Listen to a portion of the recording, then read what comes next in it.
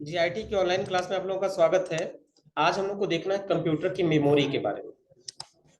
Last class में हमने आपको बताया था कि जो हमारी मेमोरी होती है वह दो तरीके की होती है। एक तो हमारी होती है प्राइमरी मेमोरी और दूसरी होती है सेकेंडरी मेमोरी। जो प्राइमरी मेमोरी होती है यह लगभग अस्थायी होती है। अस्थायी मतलब टेम्परेरी होती है, यानी इसमें डेटा हमारा तब तक सेव रहता है जब तक हम सिस्टम को पावर दिए रहते हैं। सिस्टम से पावर ऑफ होने के बाद प्राइमरी मेमोरी में कोई भी डेटा हमारा परमानेंट सेव नहीं होता है। केवल ये जो रोम है, रोम एक ऐसी मेमोरी है जो है तो प्राइमरी लेकिन है क्या, अस्थाई। ये परमानेंट है। बाकी रोम को छोड़ दिया जाए तो चाहे हमारा रजिस्टर्स हो, चाहे हमारा कैशे मेमोरी हो, चाहे हमारा रैम हो, चाहे स्टैटिक रैम हो या फिर डायनामिक रैम हो, ये सारे हमारे एक ऐसे मेमोरी हैं जो अस्थायी रूप से डेटा को स्टोर करते हैं। ठीक, यानी ये डेटा को तब तक सेव करके रखते हैं जब तक सिस्टम को पावर दिया जाए। सिस्टम का पावर खत्म तो उस मेमोरी का डेटा लॉस हो जाता है। जैसे रैम, रैम क्या करता है? रैम हमारे कंप्यूटर के स्टोरेज डिवाइस से जो भी एप्लीकेशन हम चलाते हैं वो एप्लीकेशन लोड करता है अपने अंदर। जब सिस्टम जब ऑन होता है तो जो हमारा ऑपरेटिंग सिस्टम होता है, विंडोज जो है, ये हार्ड डिस्क में लोड होता है या फिर एसएसडी में लोड होता है। और जैसे सिस्टम हमारा बूट होता है तो वो डेटा हमारा हार्ड डिस्क या एसएसडी से निकलकर रैम में लोड होता है। और हार्ड डिस्क से डेटा निकलकर रैम में लोड होने का जो प्रोसेस है उसे हम बोलते हैं बूटिंग। उसे हम बोलते हैं बूटिंग। और यही रीजन है कि कुछ सिस्टम को खुलने में ज्यादा समय लगता है, बल्कि कुछ सिस्टम को खुलने में कम टाइम लगता है। तो जहां पर बूटिंग हमारी फास्ट होती है, अगर हार्ड डिस्क या एसएसडी इस्तेमाल करते हैं तो डेटा ट्रांसफर स्पीड ज्यादा होती है, तो हमारा जो ओएस की फाइलें हैं वो जल्दी से लोड हो जाती है। और जहां पर हमारी बूटिंग स्लो होती है वहां पे हमारा टाइम ज्यादा लगता है। तो हमारे कहने का मतलब ये है, जितने भी प्रकार की मेमोरी है, चाहे रजिस्टर हो, चाहे हमारी कैश मेमोरी हो, ये सारी हमारी कैसी होती है, अस्थायी होती है। इसमें पावर हमारा तभी तक स्टोर रहता है, इसमें डेटा हमारा तभी तक सेव रहता है जब तक हम उसको पावर दिए रहते हैं। पावर खत्म होने के बाद ये डेटा पूरी की पूरी तरीके से क्या होता है, लॉस हो जाता है। बात समझ आ रहा है ना? जबकि जो हमारी सेकेंडरी मेमोरी होती है ये हमारी अस्थाई होती है, परमानेंट। जैसे मैग्नेटिक टेप, अगर मैग्नेटिक टेप पर हम कोई डेटा स्टोर कर देते हैं तो डेटा हमारा परमानेंट सेव होता है। जैसे magnetic disk, hard disk, hard disk में अगर एक बार आपने कोई डेटा सेव कर दिया तो हमारा डेटा क्या है, परमानेंट सेव होगा।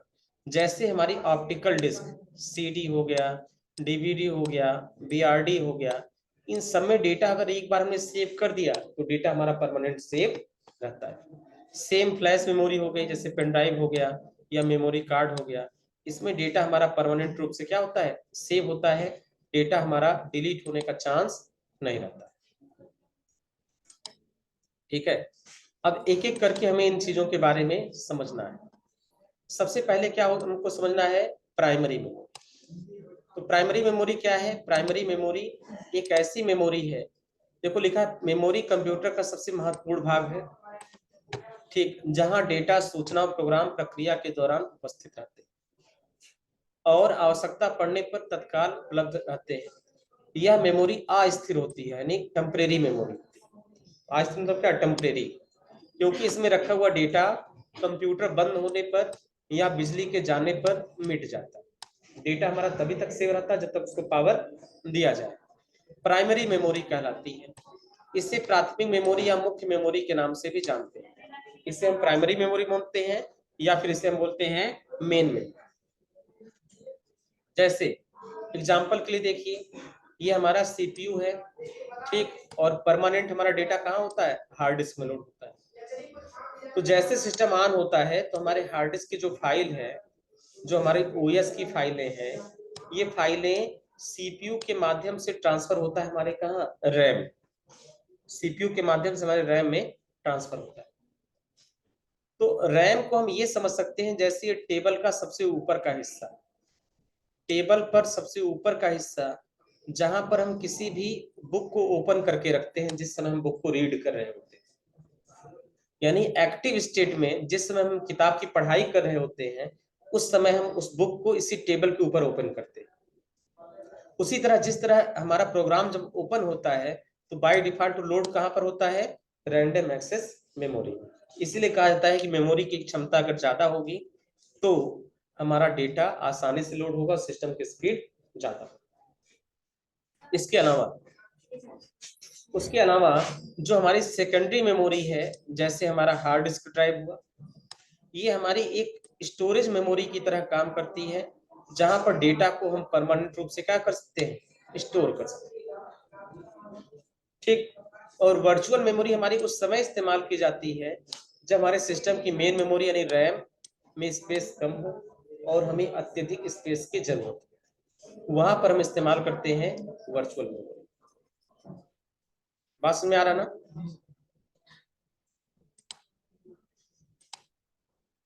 ठीक है। अब यहाँ पे हमें प्राइमरी मेमोरी के आगे देखना है जिसका नाम है रजिस्टर्स। ठीक, रजिस्टर्स क्या है? माइक्रो प्रोसेसर में कुछ ऐसी मेमोरी होती है जो थोड़े समय के लिए डेटा को स्टोर कर सकती है, कम समय के लिए डेटा को स्टोर कर सकती है। इन्हें रजिस्टर्स कहा जाता है। कंट्रोल यूनिट के निर्देशानुसार जो भी प्रोग्राम या इंस्ट्रक्शन व डेटा मेमोरी से आते हैं वो एएलयू में कैलकुलेशन के लिए इन्हीं रजिस्टर में स्टोर किए जाते हैं। ये टेम्परेरी मेमोरी।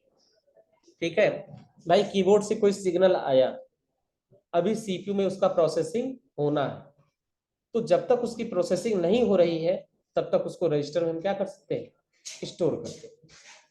बस नहीं, तो रजिस्टर हमारी टेम्परेरी मेमोरी है जो डाटा को कुछ समय तक होल्ड करती है जब तक उस डेटा की प्रोसेसिंग नहीं हो रही। जबकि एएलयू में प्रोसेसिंग परफॉर्म होने के बाद जो प्रोसेस डेटा जनरेट होता है वह फिर से मेमोरी में जाके क्या होता है, स्टोर हो जाता है। तो रजिस्टर्स हमारे क्या काम करते हैं?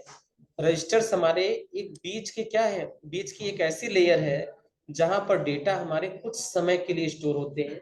जैसे रैम से कोई इंस्ट्रक्शन अगर आया, वो चला गया रजिस्टर में, रजिस्टर जब तक इसकी प्रोसेसिंग नहीं हो रही है तब तक ये रजिस्टर में हमारा सुरक्षित रहेगा। बस मैं, और जैसे इसकी प्रोसेसिंग हो जाती है तुरंत ये क्या हो जाता है, ये हमारा वापस भेज दिया जाता है कंट्रोल यूनिट को या हमारी मेमोरी में। एग्जाम्पल जैसे समझिए, आप किसी डॉक्टर साहब के यहाँ जाइए इलाज के लिए, तो डॉक्टर साहब की अपनी खुद की कुर्सी होती है, एक टेबल होता है जहां वो बैठे होते हैं, और सामने एक छोटा सा स्टूल होता है। बस मैं, जिस स्टूल पर पेशेंट बैठता है उस स्टूल पे उस पेशेंट को बैठाया जाता है जिसके बारे में वो पूछ रहे हैं, जिसका इलाज चल रहा है, उसको इस स्टूल पे बैठाते हैं। लेकिन उन्हीं के चैम्बर में आप देखेंगे छोटा सा मेज होगा या छोटा सा बेंच होगा या छोटा सा सोफा पड़ा होगा या छोटा सा डेस्क होगा, इस तरीके से जो वेटिंग वाले कस्टमर को बैठाने के लिए होता है, वेटिंग वाले पेशेंट को। यानी जिस पेशेंट का नंबर जस्ट उसके बाद आने वाला है उसको हम कहाँ बैठाते हैं, साइड में लगे बेंच का। ठीक उसी तरीके से जिस डेटा का प्रोसेस जस्ट होने वाला होता है उसे हम रजिस्टर्स में स्टोर कराते हैं। और रजिस्टर में लंबे समय तक नहीं बैठता, रजिस्टर में कुछ देर के लिए बैठता है। भाई पेशेंट असली लाइन कहाँ लगाया, बाहर, लेकिन अंदर केवल 3 ही 4 पेशेंट को बैठाया जाता है जिनका नंबर आने वाला है। तो कोई पेशेंट अगर बैठा दिया गया तो 2-3 मिनट 4 मिनट 5 मिनट वेट करता है जब तक इस पेशेंट से बातचीत हो रही है। जैसे इस पेशेंट की बातचीत कंप्लीट होती तुरंत ये जंप करके यहाँ पे आ जाता है। यानी इस बेंच पर पेशेंट हमारा लंबे समय तक नहीं बैठता। सेम वही कहानी वहां पर है कि हमारा रजिस्टर में डेटा लंबे समय तक स्टोर नहीं होता है। जिस डेटा को प्रोसेस होना है या जिस डेटा की प्रोसेस करना है, जिस डेटा का कन्वर्जन होना है, उसे हम रजिस्टर्स में क्या करते हैं, स्टोर कराते हैं। तो ये क्या करता है, बहुत ही थोड़े समय के लिए डेटा को स्टोर करता है। एएलयू में कैलकुलेशन के बाद इन्हीं रजिस्टर्स में स्टोर रहते हैं, जबकि एएलयू में प्रोसेसिंग होने के बाद जो डेटा प्रोसेस डेटा जनरेट होता है वह फिर से मेमोरी में स्टोर होता है। इसे बोलते हैं रजिस्टर्स या इसे बोलते हैं सीपीयू रजिस्टर। इनकी क्षमता बहुत ज्यादा नहीं होती, किसी डॉक्टर के केबिन में आप ये नहीं देखोगे कि 100-150 लोगों की बैठने के लिए जगह, वहां मुश्किल से 4-5-10 लोगों की बैठने की जगह रहती है ना। और कहीं कहीं वो भी नहीं रहती, कहीं कहीं डायरेक्ट पेशेंट आते हैं, कहीं कहीं क्या होता है डायरेक्ट आते हैं। एक पेशेंट देख कर गया, दूसरे का आवाज दी गई, दूसरा आके डायरेक्ट बैठ गया स्टूल पर। समझ में आया? तो ये इसलिए लगाया गया है कि सीपीयू हमारा लगातार बिजी रह सके, सीपीयू की इफिशियंसी का ज्यादा तरीके से इस्तेमाल कर सके। भाई एक पेशेंट डॉक्टर साहब ने यहाँ छोड़ा, वो जाएगा फिर अंदर दूसरा आएगा, तो बीच में 1-2 मिनट का टाइम बर्बाद जाएगा। 1-2 मिनट का टाइम बचाने के लिए पहले से बेंच पे पेशेंट बैठाए रखते हैं, एक गया तुरंत दूसरा उठ के वहां पे आ गया, तो वो लाइन चलती रहती है। बात समझ में आ रहा ना? तो ये हमारा क्या होता है, ये हमारा सीपीयू के रजिस्टर्स का काम।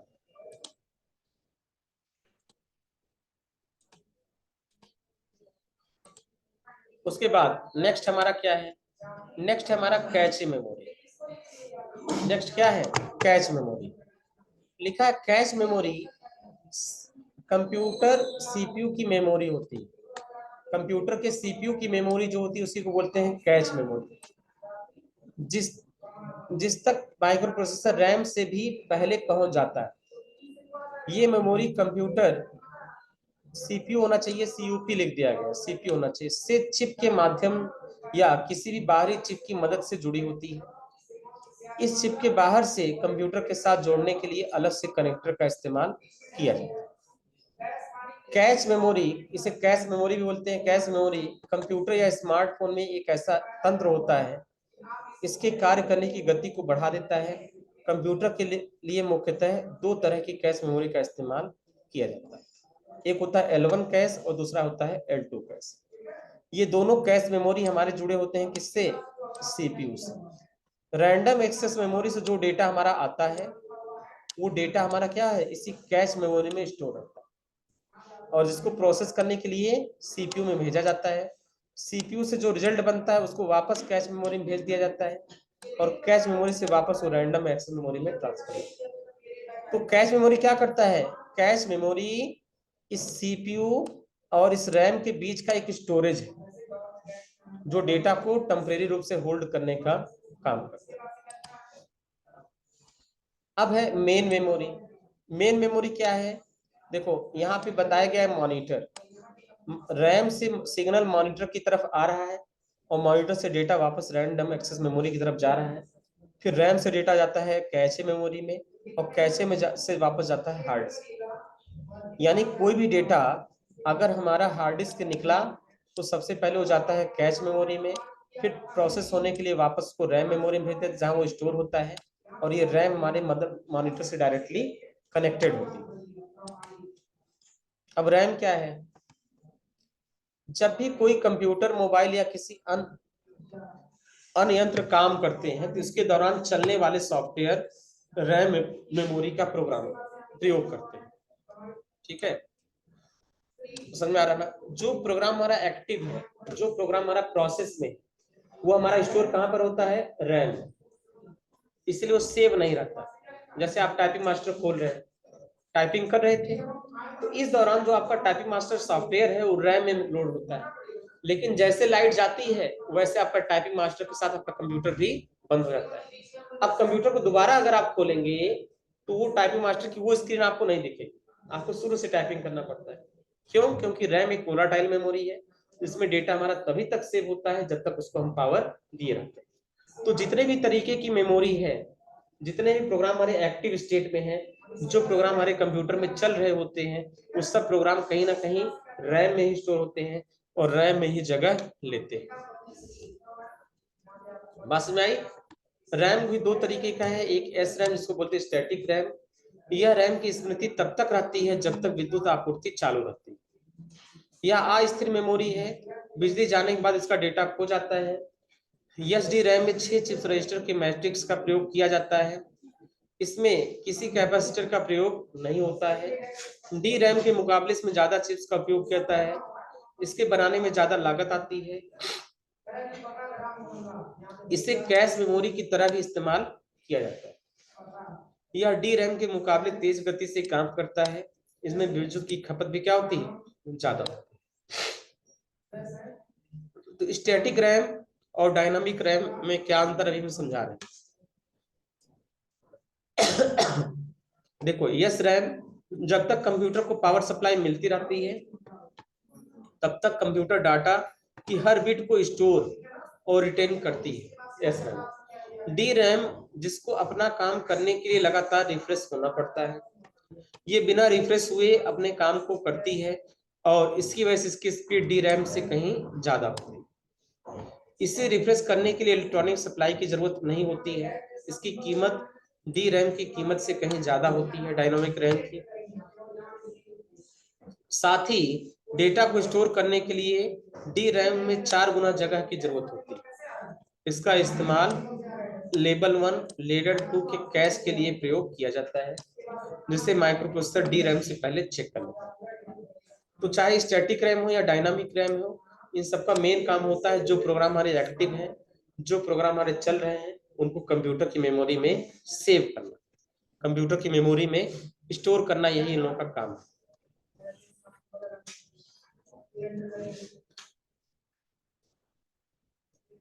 तो ये देखो, ये रैम हमारे इतने रूप में देखते हैं आपके, मॉड्यूल रैम है, DDR3 रैम है, सब रैम के प्रकार हैं। ये DDR1 रैम है, DDR2 रैम है ना, ये भी DDR2 रैम है, ये SD रैम इसको बोलते हैं। ठीक, इस तरह के रैम आते हैं जिसमें से अब ये सारे रैम लगभग लगभग बंद हो चुके हैं। आज के समय मार्केट में केवल DDR3 रैम दिखाई देते हैं। ठीक है, DDR3 के 2 टाइप यहाँ दिख रहे हैं, और DDR4 रैम दिखाई देते हैं, DDR6 रैम आ गए हैं मार्केट में। DDR का मतलब होता है डबल डेटा रेट। अब है रीड ओनली मेमोरी, जिसको बोलते हैं रोम। इसका नाम ही है रीड ओनली मेमोरी, यानी इसके डेटा को केवल हम रीड कर सकते हैं, इसके डेटा में कोई परिवर्तन नहीं कर सकते हैं। इसमें कोई भी डेटा मैन्युफैक्चरर के द्वारा पहले से राइट होता है, हम केवल उसे रीड कर सकते हैं, उसमें कोई भी चेंजेस नहीं कर सकते। ये मदरबोर्ड में देखो इस तरीके से इंटीग्रेट होता है। देखो ये रोम इस तरीके से लगाया गया। ये मेटल ऑक्साइड सेमीकंडक्टर की बनी हुई चिप है जो मदरबोर्ड में फिक्स कर दी जाती है। इसको हम ना निकाल सकते हैं ना ही चेंज कर सकते हैं। देखो कंप्यूटर से जुड़े हुए हिस्सों में कंप्यूटर का एक अहम हिस्सा होता है रोम। कंप्यूटर सिस्टम की प्राथमिक मेमोरी स्टोरेज डिवाइस है। रोम एक चिप के आकार की होती है और कंप्यूटर मदरबोर्ड से जुड़ी होती है। जैसा कि इसके नाम से ही पता चलता है कि ये सिर्फ कंप्यूटर डेटा को रीड करने के लिए है। आप इसमें ना तो कुछ लिख सकते हैं और ना ही कुछ नया डेटा डाल सकते हैं, स्टोर कर सकते हैं। ये कंप्यूटर को बूटअप, और जब आप अपने कंप्यूटर के सिस्टम को दोबारा ऑन करते हैं तो उसकी डेटा को रीजनरेट करती है। रोम और रैम में अहम अंतर यही होता है कि जब अपना कंप्यूटर हम बंद कर देते हैं तो रैम अपना डेटा खो देता है, लेकिन रोम कंप्यूटर बंद होने के बाद भी अपना डेटा नहीं खोती है। साथ ही साथ रोम को अपना काम करने के लिए किसी लगातार पावर की जरूरत नहीं होती है। कंप्यूटर के बंद होने के बाद भी रोम अपनी इंफॉर्मेशन को स्टोर करके रखती है। रोम चिप का इस्तेमाल कंप्यूटर को स्टार्ट होने वाली प्रक्रिया में सहायता देती है। देखो कंप्यूटर जब ऑन होता है तो सबसे पहले एक प्रोग्राम चलता है, उस प्रोग्राम को बोलते हैं पोस्ट। पोस्ट का मतलब होता है power on self test, power on self test. जैसे अगर कोई व्यक्ति जगे तो जगने के बाद वो सबसे पहले अपने आप को चेक करता है। आप देखिए कोई जगता है तो 1 मिनट के लिए उसका दिमाग वहीं पे रुक जाता है। जगने के बाद सबसे पहले वो देखता है कि हम कहाँ पर हैं। क्यों? उसको छत दिखाई देता है। फिर थोड़ी देर बाद उसका दिमाग काम करता है कि हाँ हम फला रूम में इस समय।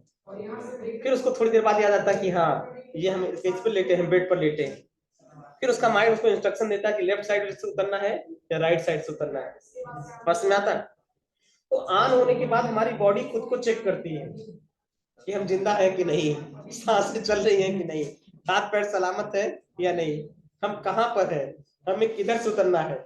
ये सब प्रोसेस अंदर ही अंदर होता है, आपको पता नहीं चलता है।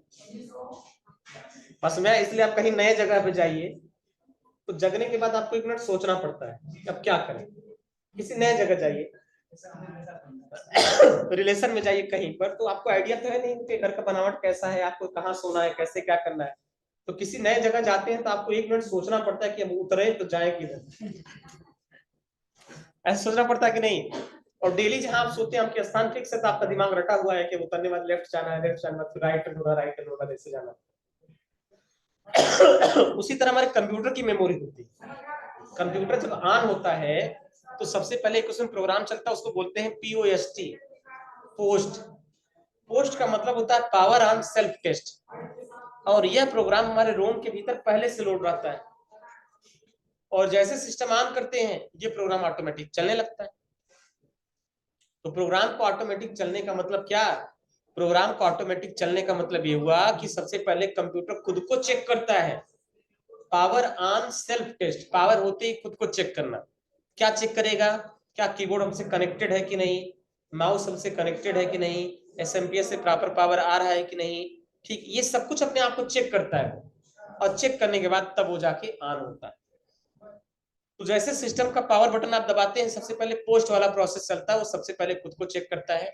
अगर एवरीथिंग इज ओके तो सिस्टम आपका क्या हो जाता है? ऑन हो जाता है।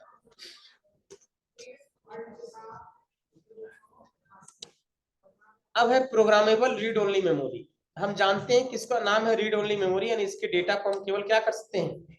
रीड कर सकते हैं, केवल इसके डेटा को हम पढ़ सकते हैं। लिखा ये डिजिटल मेमोरी IC की तरह होती है, इसका इस्तेमाल CRT मॉनिटर में भी किया जाता है।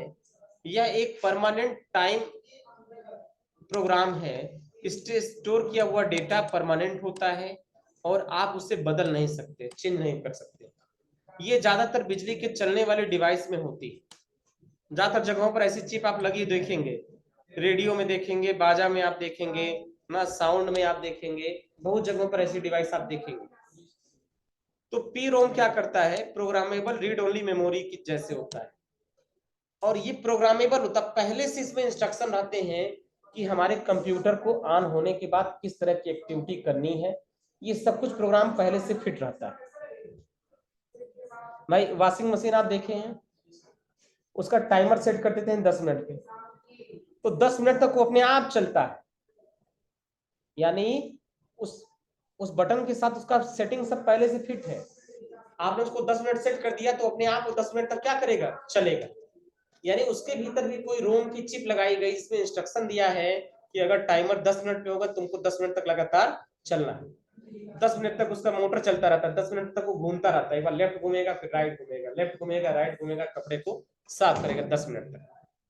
तो कैसे? क्योंकि उसके भीतर भी इंस्ट्रक्शन की चिप पहले से लगी है, जो चिप उसको इंस्ट्रक्ट करती है कि हमें कितनी देर तक चलना और किस तरह से चलना है। ये सारा इंस्ट्रक्शन पहले से रहता है। उसी तरह कंप्यूटर में भी, कंप्यूटर के ऑन होने के बाद होना क्या है, कंप्यूटर को चलना कैसे है, ये सारा इंस्ट्रक्शन, कंप्यूटर को किस तरीके से काम करना है, ये सारा इंस्ट्रक्शन पहले से ही रोम में लोड होता है, और रोम की चिप मदरबोर्ड में इंटीग्रेट होती है। तो सिस्टम जैसे ऑन होता है रोम हमारा काम करना शुरू कर देता है, और रोम में सबसे पहले पोस्ट का प्रोग्राम होता है, प्रोग्राम चलता है और पावर ऑन सेल्फ टेस्ट करता है। रोम की जैसे ही होता है, अंतर बस इतना है कि आप या किसी कोई कंज्यूमर अपनी नीड के हिसाब से प्रोग्राम कर सकते हैं। रोम को क्या कर सकते हैं? प्रोग्राम कर सकते हैं। आप या मैन्युफैक्चरर मार्केट से ब्लैंक चिप परचेज कर सकते हैं, एवं रोम प्रोग्रामर आपकी या कंपनी की जरूरत के अकॉर्डिंग इसको प्रोग्राम कर सकते हैं, लेकिन एक बार प्रोग्राम होने के बाद इसको चेंज नहीं किया जा सकता, इसलिए इसका नाम है प्रोग्रामेबल रीड ओनली मेमोरी। जैसे ब्लैंक डिस्क पहले आती थी, उसमें अपनी जरूरत का डेटा हम एक बार राइट कर सकते थे, दोबारा राइट नहीं कर सकते। उसी तरह ब्लैंक चिप आती है जिसमें मैन्युफैक्चरर आपकी जरूरत के हिसाब से प्रोग्राम पहले से लोड कर देते हैं, लेकिन उसको दोबारा लोड नहीं किया जा सकता। PROM को प्रोग्रामेबल रीड डेटा और प्रोग्राम करने के लिए यूजर या मैन्युफैक्चरर के पास स्पेशल डिवाइस होती है। अगर प्रोग्राम करते हुए किसी तरह की गलती हो जाती है, उसको करेक्ट नहीं किया जा सकता। एक बार जो डेटा राइट हो गया वो राइट, उसको चेंज नहीं कर सकता है, और वो चिप बेकार या अनयूजेबल हो जाती है। PROM बर्निंग के लिए जो स्पेशल डिवाइस यूज होती है उसको PROM प्रोग्रामर या PROM बर्नर कहते हैं।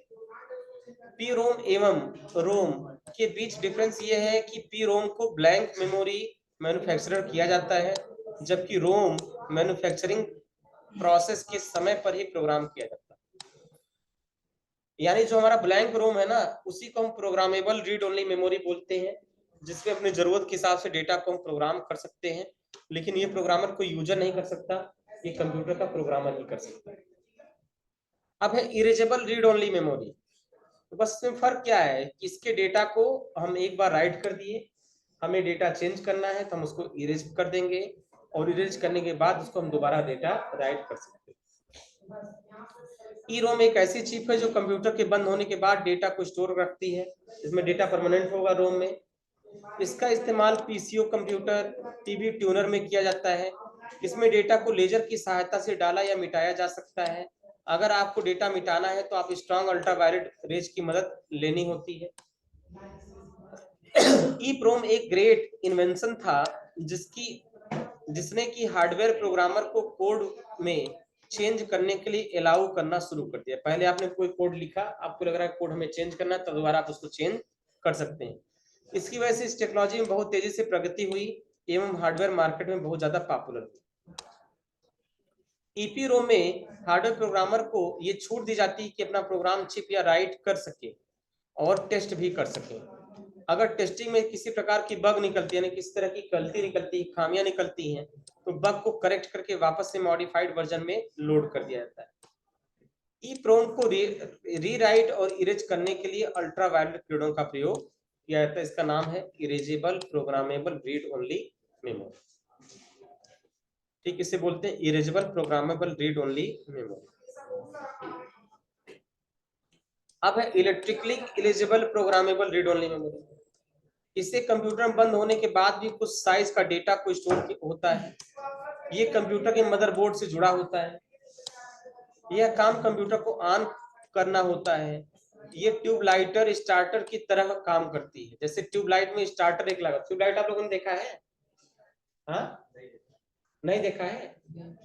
हाँ, पहले की ट्यूबलाइट में एक स्टार्टर लगा होता था ना, वो स्टार्टर ही उस ट्यूबलाइट को ऑन करता था। स्टार्टर का काम सिर्फ इतना होता था कि एक बार ट्यूबलाइट को ऑन करने में उसका इस्तेमाल किया जाता। ठीक है, आज तो समय ट्यूबलाइट का इस्तेमाल ही नहीं होता, इसलिए आप लोग देखे नहीं होंगे। उसी तरह ये होता है इलेक्ट्रिकल इरेजेबल प्रोग्रामेबल मेमोरी। ये क्या करता है, ये रोम को स्टार्ट करने का काम करता है। इसमें आप किसी भी डेटा को रीड कर सकते हैं, उसे मिटा सकते हैं, या फिर आप उसे दोबारा भी लिख सकते हैं, दोबारा राइट कर सकते हैं। इसके लिए आपको बाइट में सिग्नल देने लगते हैं। आजकल रोम में थोड़े बड़े साइज के डेटा को स्टोर करने के लिए कुछ अलग तरह का ईईप्रोम का इस्तेमाल किया जाता है।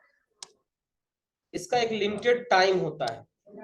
ईईप्रोम भी ईप्रोम की तरह काम करता है और इसको भी रीराइट और इरेज किया जा सकता है, लेकिन इसको रीराइट करने के लिए अल्ट्रावायलेट किरणों की जगह इलेक्ट्रिसिटी यूज की जाती है, बिजली के सिग्नल का इस्तेमाल किया जाता है। ईप्रोम ईप्रोम में ये डिफरेंस सुनने में तो बहुत छोटा सा लगता है, लेकिन इसकी वजह से आज ईप्रोम बहुत पॉपुलर है और यूज में आ रही हैं। इलेक्ट्रिकली चिप को रिटर्न करने का मेथड यूवी की तुलना में इजी होता है।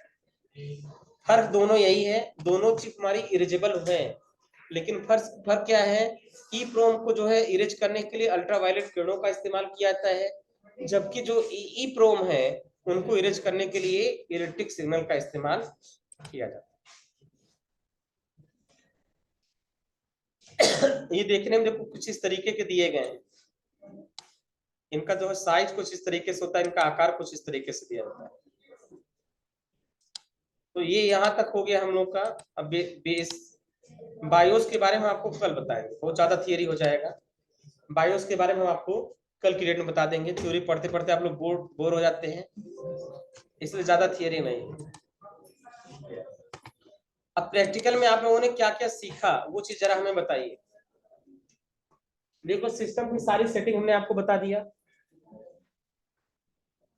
ना। थीम चेंज करना, वॉलपेपर चेंज करना, स्क्रीन सेवर सेट करना, बबल्स वगैरह सेट करना, ये सब आपको बता दिया गया।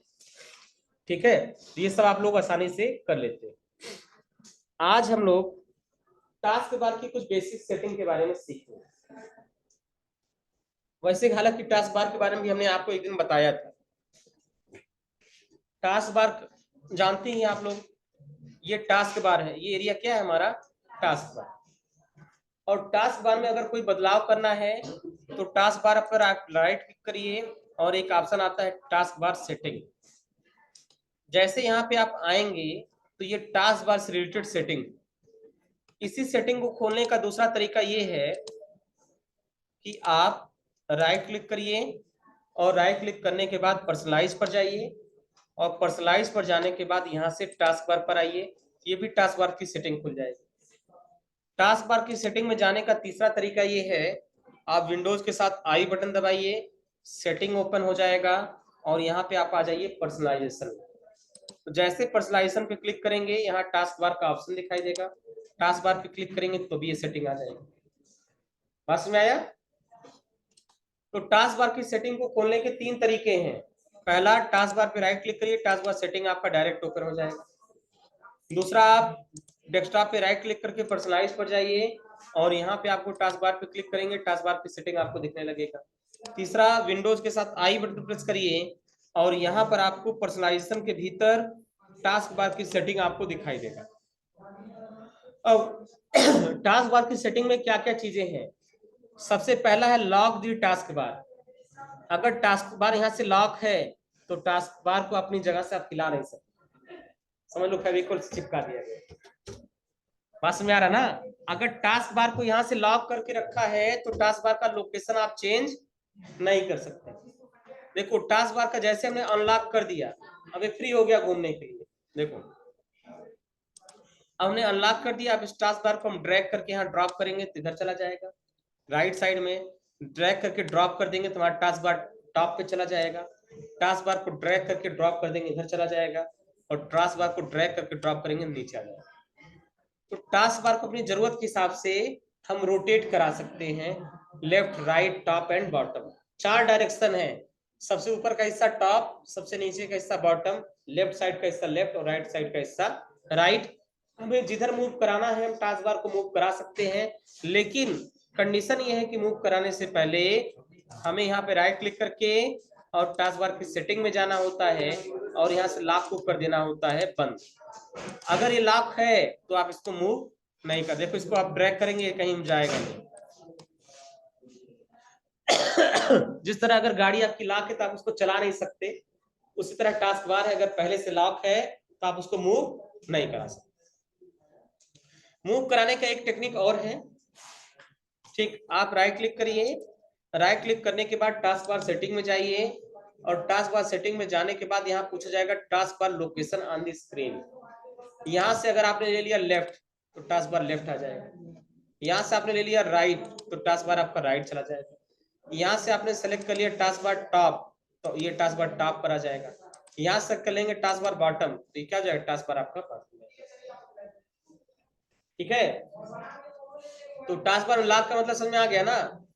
लॉक करेंगे हम ड्रैग एंड ड्रॉप नहीं कर सकते, लेकिन लॉक रहने के बाद भी अगर आपको लोकेशन बदलना है तो आप यहाँ से चेंज कर सकते हैं। लॉक करने का मेन फायदा ये हुआ कि लॉक कर देंगे तो इसको हम जो है कहीं पर भी ड्रैग करके ड्रॉप नहीं कर सकते, इसका लोकेशन चेंज नहीं कर सकते, पहला। दूसरा है, एक ऑप्शन है ऑटोमेटिकली हाइड, अगर इसको आप ऑन कर देंगे तो देखो टास्क बार आपका छिप गया, कहाँ गया, हाइड हो गया, गायब हो गया, ऑटो हाइड। इससे क्या हो गया, टास्क बार आपका ऑटोमेटिक छुप गया। बस में आ रहा ना? यहां से टास्क बार आपका क्या हो गया, हाइड हो गया। इस समय जो मोड हम इस्तेमाल कर रहे हैं ये इसका डेस्कटॉप मोड। देखो विंडोज 10 एक ऐसा ऑपरेटिंग सिस्टम है जिसको डेस्कटॉप मोड में और टैबलेट मोड में, हम दोनों मोड में चला सकते हैं। ये जो मोड हमारा ये क्या है, ये डेस्कटॉप मोड है। डेस्कटॉप मोड का मतलब नीचे टास्क बार हो, स्टार्ट मेनू हो, ये सारा हमारा क्या डेस्कटॉप मोड है।